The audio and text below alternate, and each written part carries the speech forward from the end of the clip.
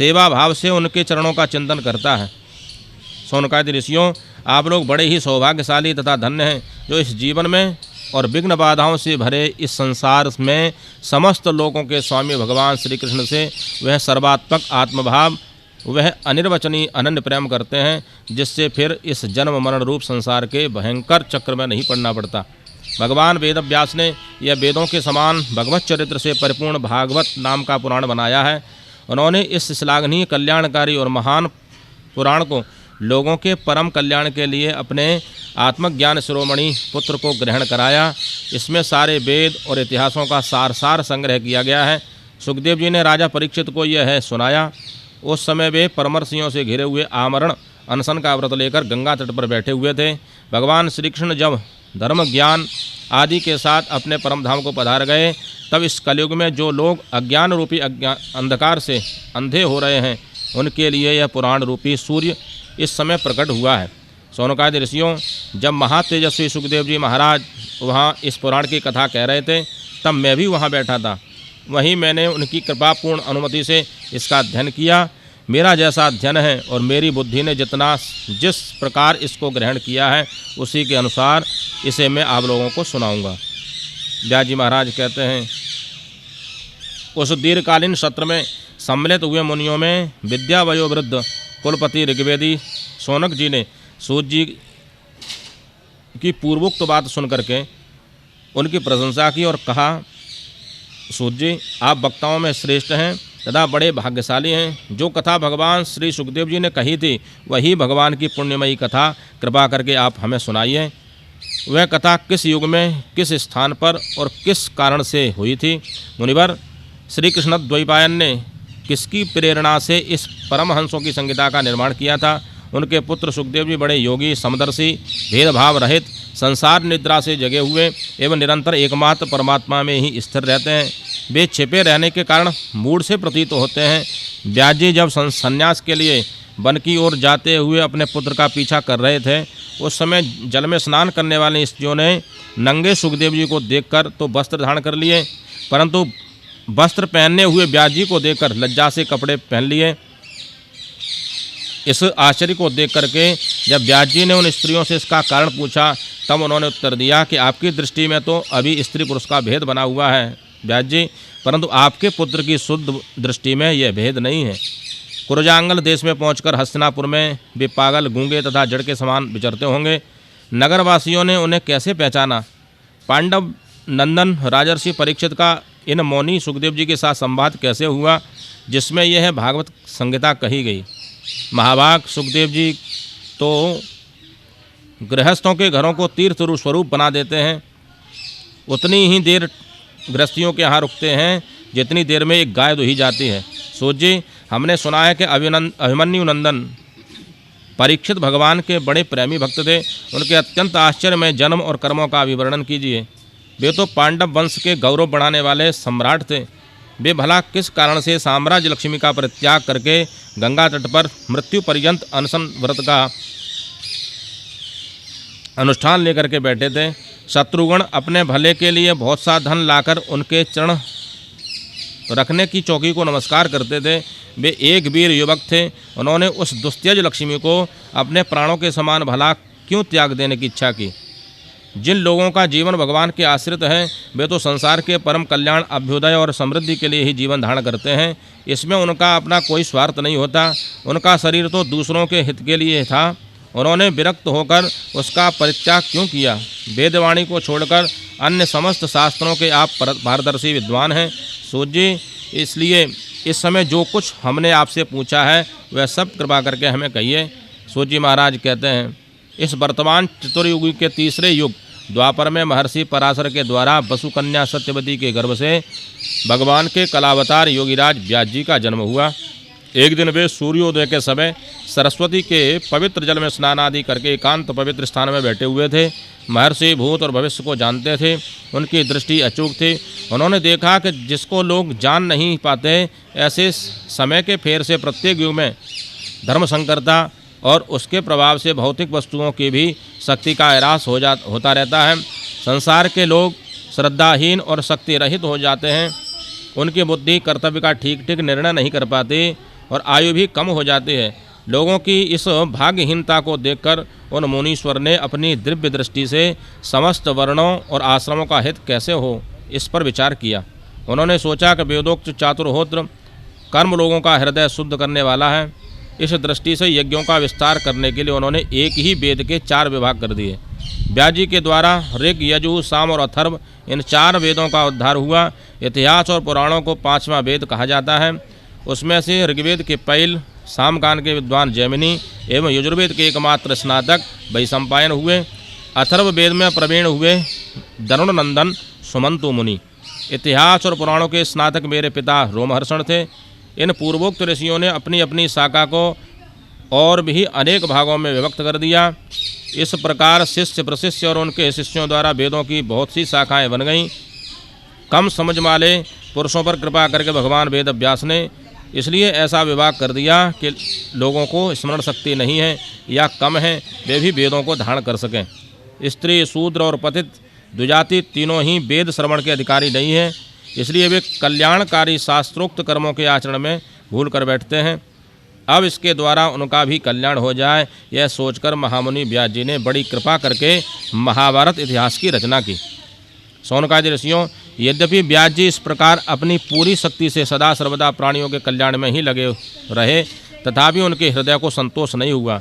उनका मन कुछ खिन्न सा हो गया। सरस्वती नदी के पवित्र तट पर एकांत में बैठकर धर्मवेत्ता व्यास जी मन ही मन विचार करते हुए इस प्रकार कहने लगे। मैंने निष्कपट भाव से ब्रह्मचर्यादि व्रतों का पालन करते हुए वेद, गुरुजन और अग्नियों का सम्मान किया है और उनकी आज्ञा का पालन किया है। महाभारत की रचना के बहाने मैंने वेद के अर्थ को खोल दिया है, जिससे स्त्री, शूद्र आदि भी अपने अपने धर्म कर्म का ज्ञान प्राप्त कर लेते हैं। यद्यपि मैं ब्रह्मतेज से संपन्न एवं समर्थ हूँ, तथापि मेरा हृदय कुछ अपूर्ण कामसा जान पड़ता है। अवश्य ही अब तक मैंने भगवान को प्राप्त कराने वाले धर्मों का प्राय निरूपण नहीं किया है। वे ही धर्म परमहंसों को प्रिय हैं और वे ही भगवान को भी प्रिय हैं। हो न हो मेरी अपूर्णता का यही कारण है। श्री कृष्ण द्वैपायन व्यास इस प्रकार अपने को अपूर्ण सा मानकर जब खिन्न हो रहे थे, उसी समय पूर्वोक्त आश्रम पर देवर्षि नारद जी का आगमन हुआ। उन्हें आया देखकर व्यास जी तुरंत खड़े हो गए। उन्होंने देवताओं के द्वारा सम्मानित देवर्षि नारद की विधिवत पूजा की। सूर्य महाराज कहते हैं उसके बाद में सुखपूर्वक बैठे हुए वीणा पाणी परम यशस्वी देवर्षि नारद ने मुस्कुरा करके अपने पास ही बैठे ब्रह्मर्षि व्यास जी से कहा, महाभाग व्यास जी, आपके शरीर एवं मन दोनों ही अपने कर्म एवं चिंतन से संतुष्ट हैं ना? अवश्य ही आपकी जिज्ञासा तो भली भांति पूर्ण हो गई है, क्योंकि आपने जो यह महाभारत की रचना की है वह बड़ी ही अद्भुत है। वह धर्म आदि सभी पुरुषार्थों से परिपूर्ण है। सनातन ब्रह्म तत्व को भी आपने खूब विचारा है, उसको जान भी लिया है। फिर भी प्रभु, आप अकृतार्थ पुरुष के समान अपने विषय में शोक क्यों कर रहे हैं? व्यास जी ने कहा, आपने मेरे विषय में जो कुछ कहा है नारद जी, वह सब ठीक है। वैसा होना भी मेरा हृदय संतुष्ट नहीं है। पता नहीं इसका क्या कारण है। आपका ज्ञान अगाध है, आप साक्षात ब्रह्मा जी के मानस पुत्र हैं, इसलिए मैं आपसे इसका कारण पूछता हूँ। नारद जी, आप समस्त गोपनीय रहस्यों को जानते हैं, क्योंकि आपने उन पुराण पुरुष की उपासना की है जो प्रकृति पुरुष दोनों के स्वामी हैं और असंग रहते हुए ही अपने संकल्प मात्र से गुणों के द्वारा संसार की सृष्टि, स्थिति और प्रलय करते रहते हैं। आप सूर्य की भांति तीनों लोकों में भ्रमण करते हैं और योग बल से प्राणवायु के समान सबके भीतर रहकर अंतःकरणों के साक्षी भी हैं। योगानुष्ठान और नियमों के द्वारा परब्रह्म और शब्द ब्रह्म दोनों की पूर्ण प्राप्ति कर लेने पर भी मुझ में जो बड़ी कमी है उसे आप कृपा करके बतलाइए। नारद जी ने कहा, व्यास जी, आपने भगवान के निर्मल यश का गान प्रायः नहीं किया। मेरी ऐसी मान्यता है कि जिससे भगवान संतुष्ट नहीं होते वह शास्त्र या ज्ञान अधूरा है। आपने धर्म आदि पुरुषार्थों का जैसा निरूपण किया है, भगवान श्री कृष्ण की महिमा का वैसा निरूपण नहीं किया। जिस वाणी से चाहे वह रस भाव अलंकार आदि से युक्त ही क्यों न हो, जगत को पवित्र करने वाले भगवान श्री कृष्ण के यश का कभी गान नहीं होता। वह तो कौओं के लिए उच्छिष्ट फेंकने के स्थान के समान अपवित्र मानी जाती है। मान सरोवर के कमनीय कमल वन में विहार करने वाले हंसों की भांति ब्रह्मधाम में विहार करने वाले भगवत चरणारविंदाश्रित परमहंस भक्त कभी उसमें रमण नहीं करते। इसके विपरीत जिसमें सुंदर रचना भी नहीं है और जो दूषित शब्दों से युक्त भी है, परंतु जिसका प्रत्येक श्लोक भगवान के सुयश का गान करता है, वह वाणी लोगों के सारे पापों का नाश कर देती है। क्योंकि सत्पुरुष ऐसी ही वाणी का श्रवण, गान और कीर्तन किया करते हैं। वह निर्मल ज्ञान भी जो मोक्ष की प्राप्ति का साक्षात साधन है, यदि भगवान की भक्ति से रहित हो तो उसकी उतनी शोभा नहीं होती। फिर जो साधन और सिद्धि दोनों ही दशाओं में सदा ही अमंगल रूप है, वह काम्य कर्म और जो भगवान को अर्पण नहीं किया गया है, ऐसा अहेतुक निष्काम कर्म भी कैसे सुशोभित हो सकता है। महाभाग व्यास जी, आपकी दृष्टि अमोघ है, आपकी कीर्ति पवित्र है, आप सत्यपरायण एवं दृढ़ व्रत हैं। इसलिए अब आप संपूर्ण जीवों को बंधन से मुक्त करने के लिए समाधि के द्वारा अचिंत्य शक्ति भगवान की लीलाओं का स्मरण कीजिए। जो मनुष्य भगवान के लीला के अतिरिक्त और कुछ कहने की इच्छा करता है, वह उस इच्छा से ही निर्मित अनेक नाम और रूपों के चक्कर में पड़ जाता है। उसकी बुद्धि भेदभाव से भर जाती है। जैसे हवा के झकोरों से डगमगाती हुई डोंगी को कहीं भी ठहरने का ठौर नहीं मिलता, स्थान नहीं मिलता, वैसे ही उसकी चंचल बुद्धि कहीं भी स्थिर नहीं हो पाती। संसारी लोग स्वभाव से ही विषयों में फंसे हुए हैं। धर्म के नाम पर आपने उन्हें निंदित सकाम कर्म करने की भी आज्ञा दे दी है। यह बहुत ही उल्टी बात है, क्योंकि मूर्ख लोग आपके वचनों से पूर्वोक्त निंदित कर्मों को ही धर्म मानकर यही मुख्य धर्म है ऐसा निश्चय करके उसका निषेध करने वाले वचनों को ठीक नहीं मानते। भगवान अनंत हैं। कोई विचारवान ज्ञानी पुरुष ही संसार की ओर से निवृत्त होकर के उनके स्वरूप भूत परमानंद का अनुभव कर सकता है। अतः जो लोग पारमार्थिक बुद्धि से रहित और गुणों के द्वारा नचाए जा रहे हैं, उनके कल्याण के लिए ही आप भगवान की लीलाओं का सर्वसाधारण के हित की दृष्टि से वर्णन कीजिए व्यास जी। जो मनुष्य अपने धर्म का परित्याग करके भगवान के चरण कमलों का भजन सेवन करता है, भजन परिपक्व हो जाने पर तो बात ही क्या है। यदि इससे पूर्व ही उसका भजन छूट जाए तो क्या कहीं भी उसका कोई अमंगल हो सकता है।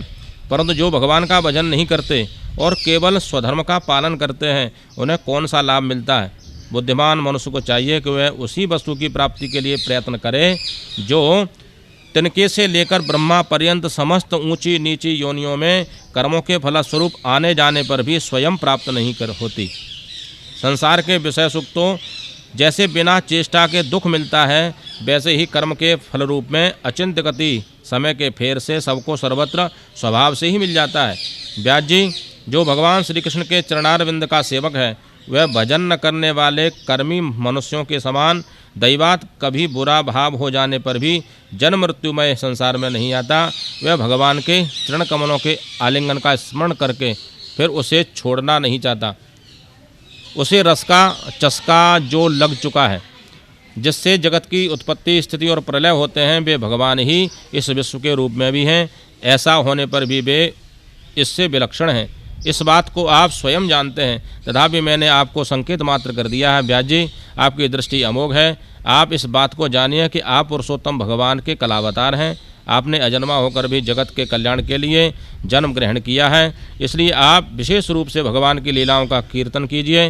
विद्वानों ने इस बात का निरूपण किया है कि मनुष्य की तपस्या, वेदाध्ययन, यज्ञानुष्ठान, स्वाध्याय, ज्ञान और दान का एकमात्र प्रयोजन यही है कि पुण्य कीर्ति श्री कृष्ण के गुणों और लीलाओं का वर्णन किया जाए।